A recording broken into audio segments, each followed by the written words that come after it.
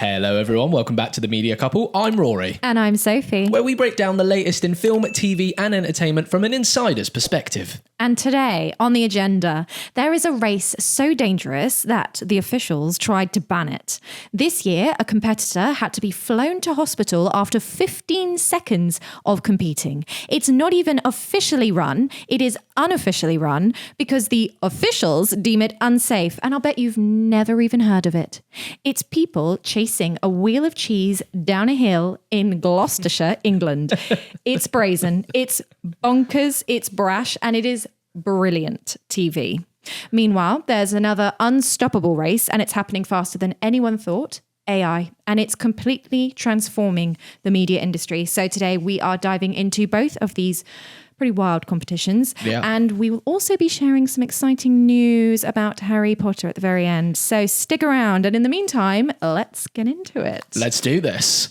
So, the cheese rolling competition. God, I love the cheese rolling competition. I mean, it's brilliant. It's such good TV. Cooper's Hill cheese rolling competition. I want to give you guys a little bit of a background, a little bit of a history lesson about it, because I think we need to understand the origins of where this insane sport came from. We need to understand the cheese. Yeah, exactly. So it happens in Gloucestershire, England, on Cooper's Hill. And if you've ever seen Cooper's Hill, it is steep.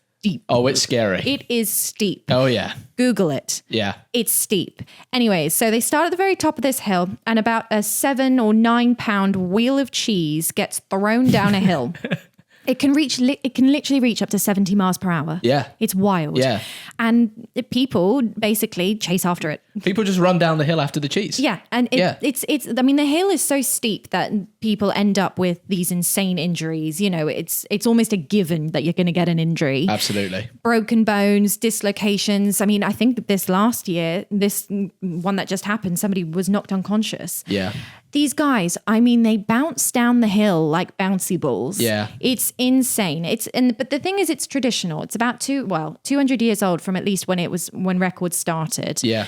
But they believe it could be even older than that. It could be even older than that. Yeah, exactly. And organisers have actually tried to stop it a few times because it's so unsafe. Hey, look, you can't stop people chasing after some cheese down a hill. Oh, yeah, exactly. All right? But you can try, but you can't. You can try, but we're running down the hill after the cheese. Yeah, no, but it's insane. But in 2005, organisers actually tried to ticket the event because, so the capacity at Cooper's Hill is about 5,000 people. Yeah. But you've got nearly 40,000 people turning up. It's huge. Like when we turned it on the other day to watch it. It's on the BBC. I couldn't quite believe it. Yeah, a national broadcaster is broadcasting this event. But you've got to see it to believe it. I mean, it's brilliant television. Absolutely. But it's all unofficially run. Yeah. Right? Nobody official runs it. So no one's really like profiting from it. It's not like the local village people. It's kind of just... Well, the village does make money off of it because they've got so many people coming in and out. Mm-hmm. But no, it's not like it's run by the council or anything. I don't think the council could run it. I mean, people literally chucking themselves down a hill. Yeah. The council would be like, yeah. So what safety measures are we putting in place?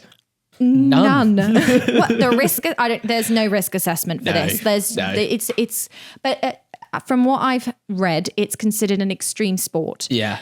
It's extreme. Yeah. I mean, I guess the question is why? Why do people do it? Why? I mean, to be fair... You're a boy. It's mostly boys. I'm not going to lie. I watched it the other day, and when we were watching it, I was like, I would love to do that. But then there is a part of me that's like, you see these guys running down, and they are like flying through the air. I mean, someone, I think, had to be like airlifted out of there the other day. Yeah. Like they hurt themselves so badly. So the severity of the injuries is pretty huge for you. You know what I mean? If it goes wrong, you're getting hurt. And by the way, if you win, you get the cheese. That's it. You could buy the cheese. But it's different. It's the wheel of cheese that's been thrown down the hill. Exactly. Cooper's Hill in Gloucestershire, where they make Gloucestershire cheese, don't they? So it's a big deal. Yeah, but can we also talk about the fact that cheese could end up in the crowd, True. Right? And it's going that 9 pound like. But that's why. Did you see the other day they had the local rugby team? They had the local rugby team at the bottom, just forming a barricade, wall to catch all of these people coming 70 miles at them. I know rugby lads are tough, right? They have but some tough lads. Even a 9 pound wheel of cheese going 70 miles an hour, even the toughest rugby lad would have trouble catching that at the bottom of the hill. That's true. Well, they've got to catch the people. Yeah, I know, but they're not quite going 70 miles, and I mean, maybe some of them are. I mean, some of them are. I've seen some videos, people flying through the air. But going back to what you were saying, like why people like it, I think it's like, we like tend to like shows of people getting hurt. We have a thing, don't we, where it's like, I remember like You've Been Framed, Takeshi's Castle, Total Wipeout. Well, you send me loads of stuff on TikTok. And I have to tell you to stop sending me. It's people who are like falling over as they're trying to get in their door or something, and they trip over the latch. The door cams of people falling over, know, and I'm like, I don't want to see an elderly man fall. Well, look, no one wants to see an elderly man fall, okay? Well, you do. You sent me the TikToks. All right, guilty. It was quite funny. But I'm saying, people love watching people get hurt. Yeah. And I guess that's what it is. And I think it's also just, I don't. I just think of the paperwork. But I guess it's unofficially run, so there is no paperwork, right? Absolutely. And no one's getting sued. Apparently, do they sign anything then before they do it, or do you just sort of turn up and roll down the hill? It's all unofficial. And I mean, when the organisers tried to stop this, right? Because they did try and ban it. Yes, there were death threats, right? They did actually ban it. They banned it at one point. Oh, wow. But the village people, I have to call them villagers. The villagers. Like this is some like Disney movie. Yeah, their pitchforks. Like there's a Beauty and the Beast or something. But the people who live in the village just went, no, you're not stopping this, and turned up. And I think they had an event, and it was like 200 people. And they still chucked themselves off this hill. Yeah. You can't stop. When there is a will, there is a way, I suppose. When there's a wheel of cheese. And there's a wheel, there's a way. Yes. There was a wheel. Exactly. But yeah, no, I know what you mean. I mean, it's crazy, it's bonkers, but it makes fantastic TV. Oh, it's so fun. And if you haven't seen this, I mean, we spent, what was it? It was on a Monday. It was on Monday, wasn't it? Yeah. We had a bank holiday here in the UK, so we turned on the TV, and I was like, yes, the cheese rolling competition. Yeah. Every year this comes around. Might have to go next year. I think I will want to go. I just want to see it in person. But yeah, have a Google if you haven't seen it before. Have a look. And if you are interested in doing it, please let us know, because I'd love to understand why. Yeah, we'd love to get an idea of what's going through your head. Yeah. Do you not worry about breaking every bone in your body? They just really love cheese. Yeah. That's what I think. Yeah, no, I mean, it makes sense. But yeah, other than the cheese rolling competition, there has been another competition that has been happening around us. I think it's more of an invisible one. Yeah. But it is the AI competition. Wow. Yeah, this is a big one. Yeah. It's been one of those things where I think it's sort of recently, and by recently I mean the last week, has really come and hit home for a lot of people. Absolutely, especially people in film and TV. Yeah. It's like a big deal. It feels like it's finally come for us. Exactly. So I kind of want to give a little bit of an overview about what's happening. Now, I by no means am an AI expert. Okay, I am Googling You're this more as of a much cheese rolling down a hill expert. Well, I'm not that either. But I can use Google. Yeah. So I'll give you a little bit of a breakdown on what I've been Googling. Go on. So Runway, Adobe, OpenAI GPT models, those are sort of the ones that have been happening in the background. But the one that really has changed and made the conversation become a little bit more frantic, I'd say, this week, has been the announcement from Google of VO3 and what they have managed to create in their generative AI. I mean, some of it is extremely impressive. Yeah. You can type in a lot of things into it, like just random thing, a giraffe riding through central Manhattan on a bicycle, and it just generates this. Exactly. Yeah, it's really quite impressive, and it looks good. I think that's the thing. Now we've had, everybody knows, and if you don't know ChatGPT by this point, go try it out and just ask them if I'm a good person or something like that. I don't know, and just see what it comes back with, and it's so sophisticated. It's brilliant. It's very sophisticated. Right. Yeah. And so we've got the, conversational sort of AI assistant. It feels like you've basically got an assistant built into ChatGPT. You can ask it any number of questions on any topic under the sun. Now, it's not always factually correct, and it mixes up things left, right, and center. Yeah. But it will do a brilliant job. And it is true that it is a software that the more you feed into it, the better result you get. It's funny. It's like, that's the whole premise of AI. God, I think I've nailed it. That's right.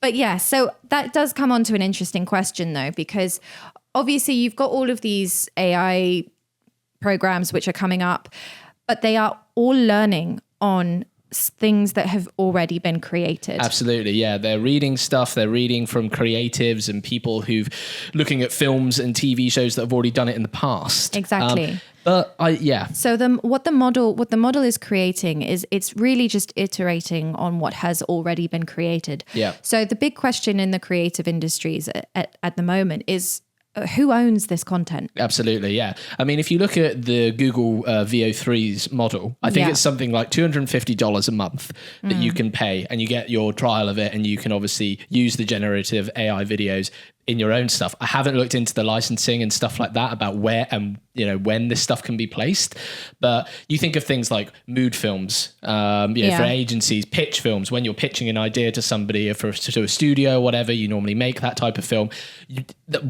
Who owns that? Where does that go? Well, I think that's the question, isn't it? Who owns the content? Because I can't see your big brands going, oh yeah, let's generate some AI content, and then not being able to own, in their hero content for their big stuff. Say if they're making a big television advert, and not being able to own that content, or having to pay a tech company in that sense, pay Google forever. But then I think the other side of it is also, well, hang on, ethically, AI doesn't own the creative that they're creating, because it's all based on past what they've been trained on. Yeah. So really, should we be contributing or paying, the people who have contributed to this AI? I understand what you mean. The people who created the original artwork that the AI has been trained on and then iterated on. Yeah. Right. And that's because, it's only as good as the art that's actually already out there that it's trained on. It's not like it's going to come up with new artistic ways. Well, that's what the future is holding, they say, because at the moment we've obviously got generative AI, but I forget what the second one is, but they're saying that it's getting more and more intelligent the further we go into this. Yeah. So I guess my question to you would be, what worries you about AI, and what excites you? Okay.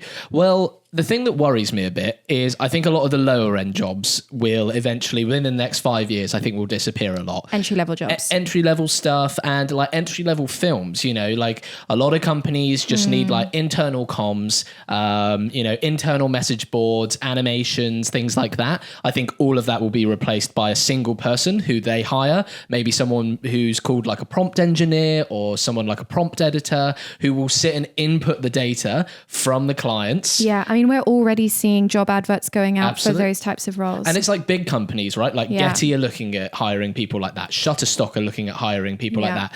So these are companies already in the market of, we lease out the footage that, we get our guys to film for you and we grant you a license. Now they're getting into the game of, okay, well, we're going to grant you a license for our AI product. Right. So they're already putting effort into that. But that's where I fear. So a lot of those lower end stuff will go. I even think certain feature films, I think there could be scenes where production budgets were limited. We didn't have enough time with talent. We needed to rewrite it because the studio took a big chunk of our budget for whatever reason, or it got shrunk. We need to generate AI imagery. And I can see that being a big thing. Yeah. There's already companies out there that are doing really, really amazing things with AI. Back in the day, you used to never be able to version films. And when I say version films, I mean putting films out to different territories. Yeah. Now, there's companies out there that can do it. If a film's shot in English, they can reversion that using AI, using basically deep faking the actors' faces, basically, to recreate different languages. But it's all gonna depend on the contracts, right? It's gonna depend on. I think it's also really going to depend on who owns this content, right? This generative AI model, who owns that? Is it I can't see a big studio going, we're gonna replace half of the B-roll in this film with content from a generative AI, but we don't own that, so we can't exploit that. Those kinds of contracts are going to have to be worked out in advance. Yeah. Or, as you said, deep fakes, creating... The actors aren't going to... That's what the whole strikes were about. Yeah. Right? Actors aren't going to sit there and just say, you can just make my face. It's fine. You don't need me. Yeah. Like, that puts them out of a job. Why would they agree to that?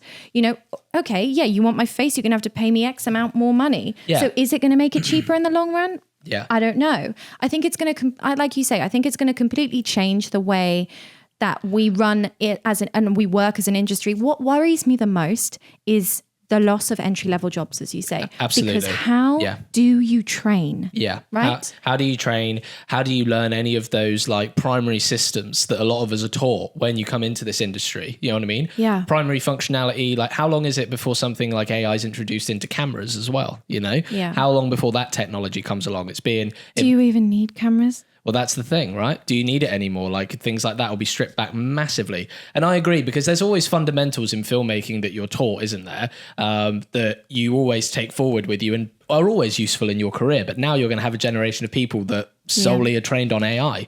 You know, will you end up having AI producers?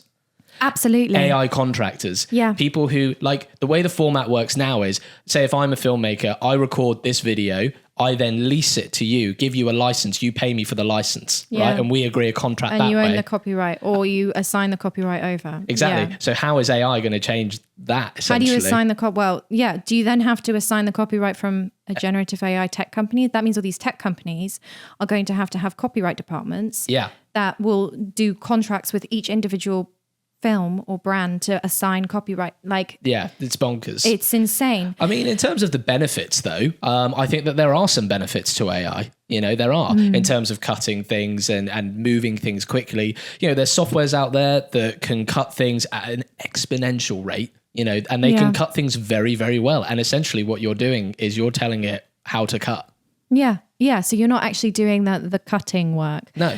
I think it's interesting. I mean, I think there's two things. For me, there's two things. The accessibility of what this means for filmmakers and creatives who don't have the money that studios have. Yes. It means that the world is going to be so much more their oyster, right? Yeah. They're going to be able to create so much more, which is great and brilliant and wonderful. We're going to get stories that are going to be as visually and as rich.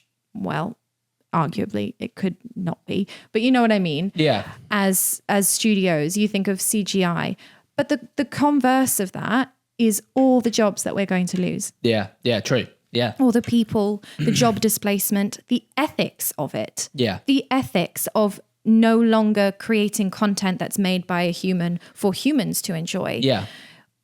The artistry that we're going to lose. But we did lose this with VFX. And we lost it as well when, you know, big tech companies started coming into the film world, right? Yeah. It's like, you know, you say what you want about big studio heads, places, you know, like all the big ones, but they all come from film backgrounds. There's like a heritage there, right? Yeah. Ultimately, yes, they're boardroom people and they make executive decisions on budgets and things like that. But is Google basically going to become the monopoly of the film world? Yeah. And it's already a tech giant. Do you see what I mean? I don't think they'll, well, I don't know. I mean, I don't know whether it's one of those things where it's shifting and changing so quickly right now that I kind of feel like we have to wait and see where it all settles, because there might be an appetite for AI content, but then I can't help but think in the back of my mind, people won't want AI. Yeah, no, I get that. I don't think I would want to sit there and watch an AI movie knowing it's an AI movie. And I feel like, as you can see right now on TikTok, for example, or on YouTube, you have to label if it's AI generated content. Yes, you do, yeah. So I feel like governments might say, okay, yeah, you can make all this stuff, but you have to label it's AI. Are you going to sit there and pay to go to the cinema to watch an AI generated movie? Yeah, that's true. I don't know. They've released a few of those AI short films, haven't they? And it's nice and it's cool.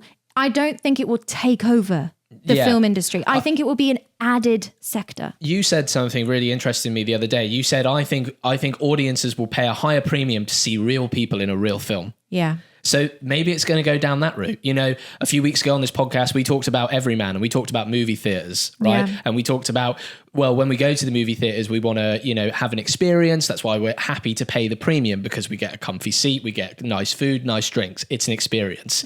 Is this going to be the next thing, right? It's like, I'm willing to pay £10 more for my ticket because it's a real face I'm seeing. as opposed to an AI generated film. Yeah. It could go that way as well. Who knows? I mean, look, we are not AI experts by any means. No. We just work in this industry and we are going to have to learn the tool as much as everybody else is going to have to learn all the tools. So I'm sure there are a few questions here and things we've said here that people will be able to refute and rebut and give us very clear and concise answers to. These are the concerns that somebody who works in this industry and doesn't have an AI background. Yeah, absolutely. Is what we're going to have to, what I'm concerned about, what I'm worried about, what I'm going to have to learn about. And I think that a lot of people in our industry will be able to relate to that. Yeah, absolutely. And we're just like everyone else. We're just going to have to learn the tools, or like in most cases, you get left behind. Yeah, exactly. Yeah. Anyways, speaking about left behind. Harry Potter. So there is a major announcement. Harry Potter has officially released the new trio. He's back. So we've got the new cast. Yeah, the three, exciting. Harry, Hermione and Ron. Yeah. So we've got Harry is going to be played by Dominic McLaughlin. Mm-hmm. Nice. Hermione is going to be played by Arabella Stanton. Wasn't she in Matilda? She was Matilda on the West End. Yeah, great, yeah. Ron is going to be played by Alistair Stout. We have officially got our HBO trio. It's very exciting. Oh, it's so exciting. I feel like Alistair Stout, that already sounds like a Harry Potter character. It does, doesn't it? Be like, oh, here's Stout, Alistair Stout. Yeah, there he is. But amazing. I mean, it's a big swing. It's a big swing. And to be fair, like, you're an avid Harry Potter fan, much bigger than I am. But I can't deny we all grew up on those films, our generation in particular. We absolutely loved the books and we loved the films. How do you feel about this whole new universe that's being created? To be honest, in not too long a time. I think that's the thing that I'm wrestling with at the moment. I love that. Well, supposedly this adaptation is, it's supposed to be quite real to the books. Right. So that makes me excited. But also I'm sort of feeling like I don't want to give up on Rupert, Daniel and Emma yet. I know, it's a hard one. And I love them and they're my Harry Potter. But then I was thinking to myself the other day, I was like, is it going to be like, who's your Bond? Yeah, true. Yeah.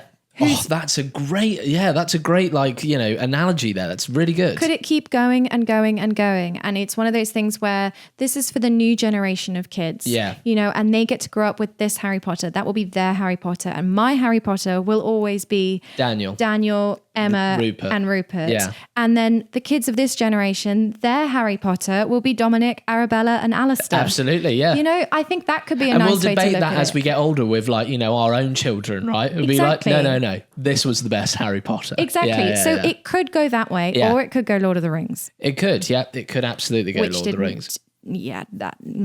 you can speak on that. Well, look, I love Lord of the Rings. I think it's great. But what they did with the series, I think you're talking about what they've done with the Rings of Power since. Because again, that was 3 films that was absolutely brilliant, loved by a lot of people, me especially. Love Lord of the Rings. Amazing. But Amazon bought it, did the TV series, and it didn't perform very well. So yeah, it's a huge monumental task for HBO because they've got something extremely, extremely precious, yeah, and precious to a lot of people. I mean, I've heard that J.K. Rowling is back exec producing it. Yeah. And I've heard they've got David Heyman back as well. They do. So at least they've got a couple of people there who are going to look after the core of the story. The team behind it, and nurture it. The team behind it were exec producers from Succession. Yeah. They know how to make good TV. Well, I don't think we're in the hands of people who don't know how to make good TV. Yeah. We loved Succession, so... That's true. I guess it's like what you say, how people respond to it. And also, the difference here is the first time the Harry Potter films were released, it was our first time seeing them on the big screen. Yeah. Right? Yeah. Again, it was an experience. But this is the first time seeing it on the silver screen. That's true. You're not wrong there. And, from what I've heard, it's a season a book, basically. Yes. So it's going to dive it. It's going to have, like, say, if every episode's 60 minutes, it's going to have a lot. They're going to have to fill a lot of content. Well, I think the one thing that I was thinking about is, that production schedule is going to have to be pacey. Absolutely. Because they're not just making a film, right? They're making a season. Absolutely, yeah. And these kids, they're going to grow up quick, right? So And the way that the books are, you're going to have to get them. It's basically one book a year. Yeah. So you're telling me you're going to have to film one season every year. Yeah. Write a season and film a season.